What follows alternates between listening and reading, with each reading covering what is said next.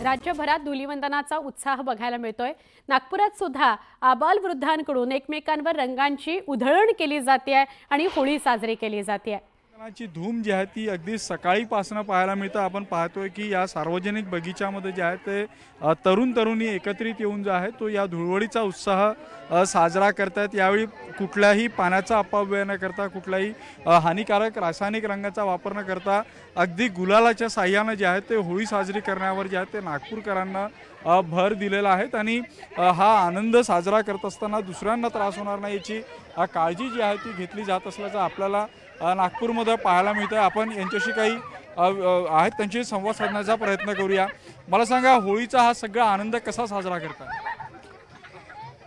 खूप चांगला वाटत आहे आणि जे आता भरवलं आहे ना या लोकांनी तेच त्याचा आम्ही साजरा आणि उत्सव चांगला करतो। तुम्ही वर्षभर वाट पाहत असता का या होळी सणाची? हो, आता आम्ही तर खेळत नाही घरी, पण आता जे आम्हाला ओकेजन भेटलं आहे त्याच्यात आम्हाला खूप मजा येते। बरं, तुम्ही कुठल्याही रासायनिक रंगाचा वापर करत नाही?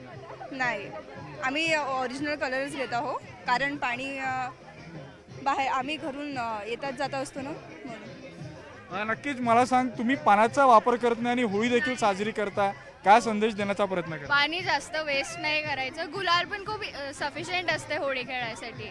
होळीमध्ये खूप मजा येते, आम्ही सगळे मित्रमैत्रिणी सोबत मिळतो। काय तुझ्यासाठी होळी म्हणजे काय असतं? होळी खूप इम्पॉर्टंट फेस्टिवल आहे, खूप इम्पॉर्टंट सण आहे। आपल्याला ते खेळायला पाहिजे, म्हणजे कोणते काही प्रॉब्लेम असेल ते पण उल्हासाने खेळायला पाहिजे। इन शॉर्ट नक्कीच होळी खेळायला पाहिजे, मात्र ती इको फ्रेंडली असायला पाहिजे असा हा उद्देश आहे। अख्ख्या गुलालाने तू रंगला, फुलांची होळी खेळतोय। ते मित्रांनी रंगवला मला।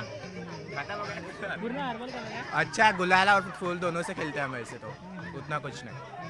नक्कीच मला सांगा, ज्यावेळी समाज आता होळी साजरी करत असताना पारंपरिक पद्धतीनं निसर्गाची हानी होणार नाही अशा पद्धतीनं खेळतात, हे सगळं पाहून कसं वाटतं तुम्हाला? सर, आम्ही सगळ्यात पहिले तर हे फुलं वगैरे आणलेले आहेत आणि गुलालापासून म्हणजे नॅचरल रंगापासून जे बनवलेले गुलाल आहेत आम्ही त्याच्यापासून होळी खेळलो आतापर्यंत। आणि आता आम्ही फुलांची सुद्धा आता होळी खेळतोय। आम्ही 20 किलो फुलं आणले आणि त्याच्या पाकळ्या करून एकमेकांवर आता फुलांची सुद्धा उधळण करतोय की रंग आता। आणि त्याच्यानंतर मी तुमच्या न्यूज चॅनलच्या माध्यमातून मी सांगू इच्छितो किंवा कोणीही पक्क्या रंगाने कसल्याही प्रकारची होळी खेळू नका आणि कोणाला त्रास होईल, डोळ्यात रंग जाईल अशा प्रकारचा काही रंग खेळू नका आणि त्वचेला त्रास होईल अशा प्रकारचा कोणताही रंग तुम्ही खेळू नका। हेच मी तुमच्या न्यूज इंडिया या न्यूज चॅनलच्या माध्यमातून सगळ्या तमाम भारतातील सगळ्या नागरिकांना विनंती करतो।